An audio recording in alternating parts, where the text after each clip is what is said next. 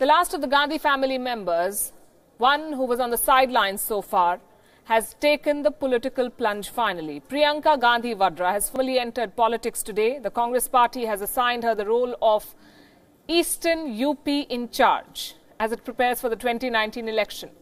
The third paragraph of a press release issued by the Congress party has announced that Priyanka Gandhi Vadra, third paragraph, was anointed as the General Secretary of Uttar Pradesh East.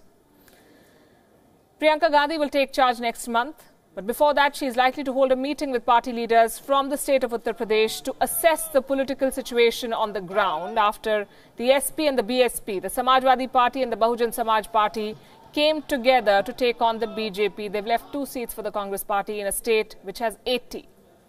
According to the Congress's organizational structure, Eastern UP has 40 Lok Sabha constituencies. These include Prime Minister Narendra Modi's constituency of Varanasi and UP Chief Minister Yogi Adityanath's home turf of Gorakhpur. More than half a dozen union ministers have been elected from seats in eastern Uttar Pradesh. So this is an important region, but just a region in a massive state. Priyanka Gandhi has been a star campaigner for the Congress party in her mother's and brother's constituencies, Rai Bareli and Amethi respectively, which are also part of the Congress's Eastern Uttar Pradesh regional unit. But so far, Mrs. Gandhi has limited her campaigns only to the family boroughs of Amethi and Rai Bareli. It is perhaps for this reason that the Congress party has been unwilling to hand her the responsibility of the entire state.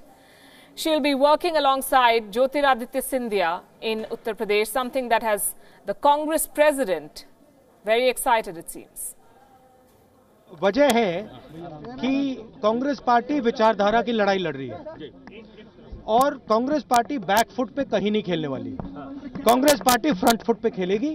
Congress party अपनी विचारधारा के लिए लड़ रही है और चाहे प्रियंका हो चाहे ज्योतिरादित्य हो, कांग्रेस पार्टी के बहुत पावरफुल नेता हैं, लीडर्स हैं और इन दोनों युवा नेताओं से हम उत्तर प्रदेश की राजनीति को बदलना चाहते हैं। But not many would take this enthusiasm at face value. Rahul Gandhi is the president of the party. He decides its policies. The party has gained stability under his leadership only after Sonia Gandhi reduced her public presence. The Congress has long been wary of multiple power centres. Priyanka Gandhi's smaller political stature, smaller political role as a debutante could be a step to avoid a possible political face-off in the future. It is also important to remember that the enthusiasm generated by debuts in the Congress party are often followed by losses. It has been true for both Sonia and Rahul Gandhi. Sonia Gandhi failed twice to lead the Congress into power. The party lost both the 1996 and the 1998 general election to the Bharatiya Janata Party. Rahul Gandhi has had an even worse start. He lost the 2014 elections by a massive margin. He was still the vice president then. There were subsequent losses in many states. This long spell of poor electoral performance ended in 2018 when the Congress swept assembly polls in 4 out of 5 states. So if history is anything to go by, the road to success can be long and tiring, and Priyanka Gandhi will have to negotiate the same path perhaps. The air we breathe kills more people than wars. Sugar is a bigger killer than gunpowder. Obesity, climate change will be deadlier than ever before this year. The World Health Organization has made some stunning claims in its new report.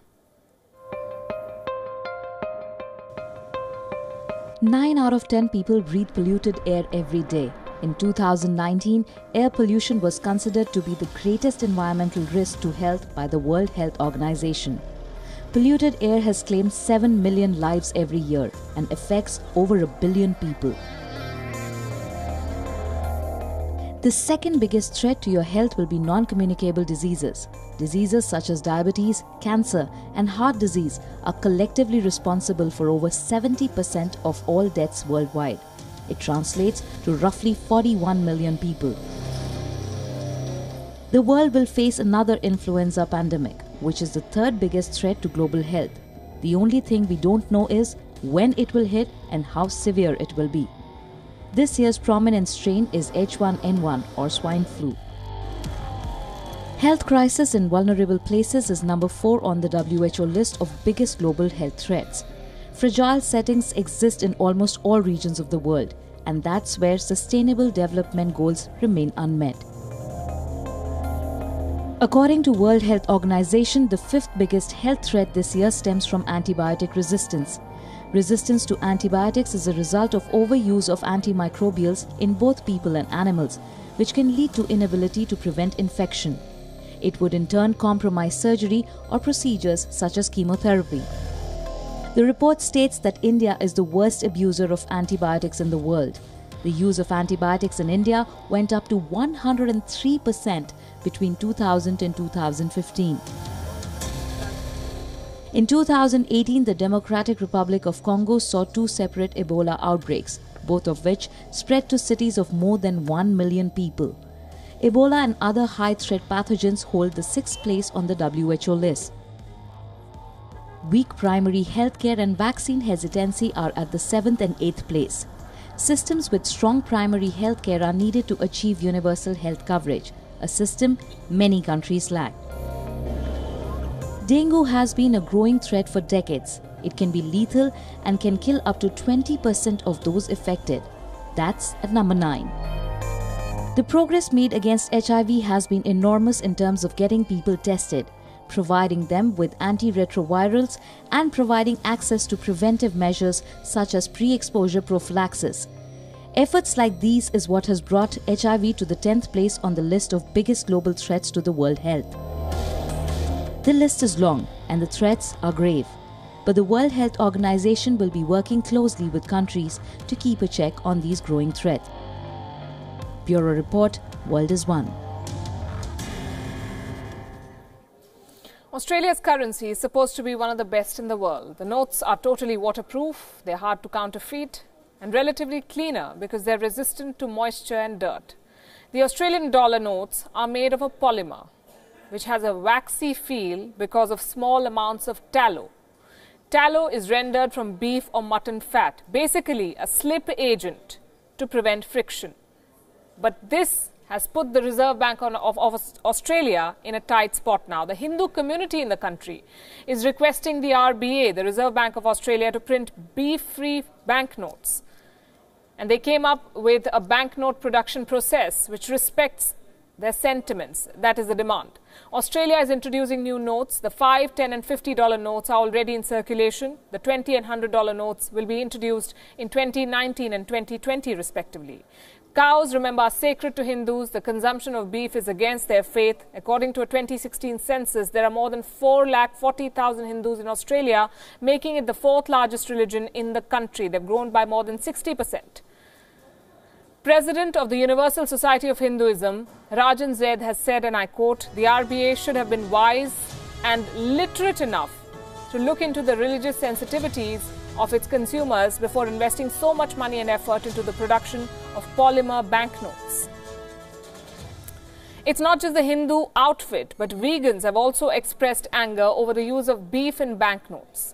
Last year, a similar row had erupted after the Reserve Bank confirmed that banknotes have around 1% beef. Australia reportedly happens to be the first country in the world to produce such notes from plastic with tallow. Australia is not the only one, though. There's the UK, which adopted a similar technology to its £5 note in the year 2016. Singapore started this practice way back in 1991. Malaysia's currency has been made with animal products since 1998. New Zealand first issued notes containing tallow in 1999. While Canada's first such note was issued in the year 2011, they all use beef or similar products. They are among the 24 countries in the world that use money containing tiny amounts of meat. This polymer base is manufactured by an Australian company called CCL Secure. It exports it in the form of granules that are then melted to form the currency sheets. The company has said in a statement that at the time that a supplier included the ingredient, and they would not knowingly add any animal ingredients into our products.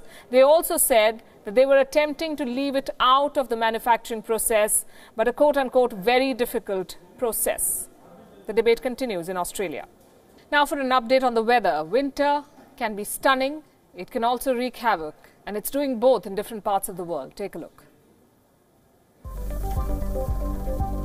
Paris got its first snowfall of the season on Tuesday, prompting travel alerts for commuters, but giving snowboard enthusiasts a chance to hit impromptu urban slopes.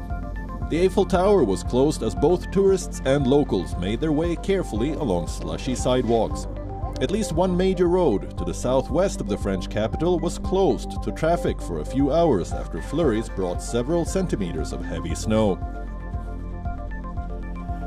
The National Weather Service posted a winter storm warning through noon Wednesday for parts of central, northeast, and most of southern Wisconsin. Forecasters expected the Fox Valley along the shore of Lake Michigan to get 8 to 12 inches of snow. 4 to 9 inches of snow was predicted for the Milwaukee area through Wednesday morning. Meteorologists expected temperatures to drop to the single digits by Friday, with wind chills of 25 to 35 degrees below zero. In Colorado, snow and icy roads shut down schools in a few Denver suburbs and schools and military installations in and around Colorado Springs, including Fort Carson and the U.S. Air Force Academy. The blowing snow shut down highways in Colorado's eastern plains, stranding truckers and other travelers at the edge of the Denver area. Avalanche danger was elevated in Colorado mountains because of recent storms and strong winds. The Palace of Versailles turned into a winter wonderland as snow covered the historic building. Visitors thronged the palace's grounds to experience the season's first snowfall. The weather department has said that the temperature would likely fall below zero in the coming days. Niagara Falls was covered in ice as frigid temperatures delivered breathtaking views. The icy weather made for a beautiful spectacle, even as the Weather Service issued winter storm warnings or advisories for the area of the eastern United States that is home to about 100 million people. The storm system, which was moving from west to east and was strengthened by Arctic air from Canada, hit many parts of the Midwest on Friday, according to the National Weather Service. Bureau Report, World is One. To be safe, head to a beach. And if you're headed to Bali, revise your budget. The holiday island is planning to levy a new tax on tourists. Here's why. An archipelago of more than 17,000 islands, Indonesia is one of the world's most favorite tourist destinations. But the tourist hotspot is also the world's second largest contributor of plastic pollutants in the oceans after China. Bali, Indonesia's most visited island, is one of the most polluted regions of the country. Known for its rocky shores, palm-lined coastline beaches and historic temples, Bali is now coping with over-tourism. Bali authorities are working on a bylaw which will make tourists accountable for environmental and cultural preservation. They want every tourist to pay a $10 fee. The revenue collected from the tax will be used to fund programs for preservation. The bylaw is still under discussion. Authorities are deliberating on how this tax should be collected, whether it should be included in the airfare or if it should be collected at separate airport counters. Bali is particularly popular among Chinese and Australian holidaymakers. The island welcomed up to 6 million visitors in 2018. Many of those visitors left behind trash, including single-use plastics, much of which filled landfills or washed up on pristine beaches. While tourism brings money into the community, it strains local sanitation resources and contributes to erosion and environmental damage. Bali's Environment Agency recorded that the island produced 3,800 tons of waste every day, with only 60% ending up in a landfill. Last month, the administration announced a ban on single-use plastics like shopping bags, styrofoam and straws. The ban that took effect from the 1st of January is expected to result in a 70% decline in plastic found in Bali's marine environment within a year. And if the tourist tax for a cleaner Bali becomes a reality, the island could be pioneering a new waste management system. Bureau Report, Wion, World is One.